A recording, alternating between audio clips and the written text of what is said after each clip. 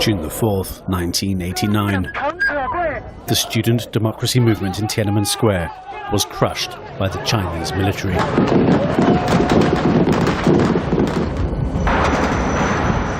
"23 years later, the symbol of China's democracy movement survives in Hong Kong.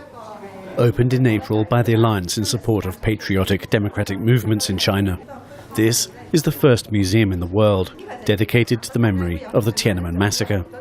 Lawmaker Li Cheqian is co-chair of the Alliance. We hope that the artifacts can really help in getting the feeling across, the emotion across to those who visit this museum, so that they really can understand what happened and will continue to struggle for democracy and human rights in China. The Chinese government forbids discussion of the Tiananmen crackdown, but, Li says, some of Hong Kong's 30 million annual tourists from mainland China are now visiting the museum to learn more. Of course, China will not even allow on the net the two words June 4th or Tiananmen Square massacre. Never.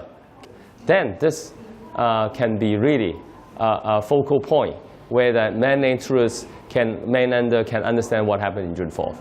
The museum is just the latest example of Hong Kong's unique ties to the June 4th movement, an involvement that goes back to 1989. This week, the 6/4 Theatre Company performs a play called Yellow Bird. In the days after the Tiananmen crackdown, Hong Kong activists helped smuggle students out of Beijing, through Hong Kong, and into the United States and Canada. The secret program was codenamed Operation Yellow Bird. It ran for 8 years, until 1997.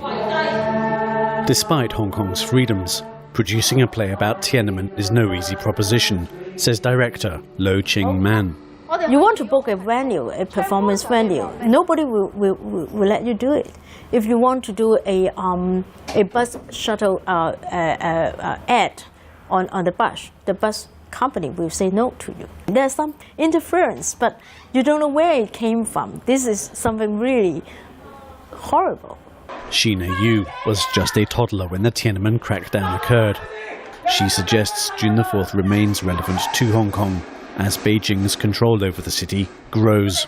Those students in Tiananmen, they are protecting their country actually.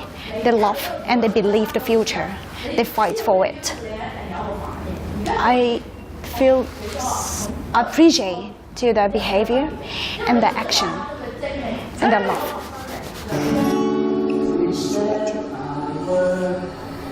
Almost a quarter of a century later, although the Tiananmen Square crackdown remains shrouded in secrecy in mainland China, many in Hong Kong continue to honour the sacrifice of the protesters killed that day. Ivan Broadhead for VOA News, Hong Kong.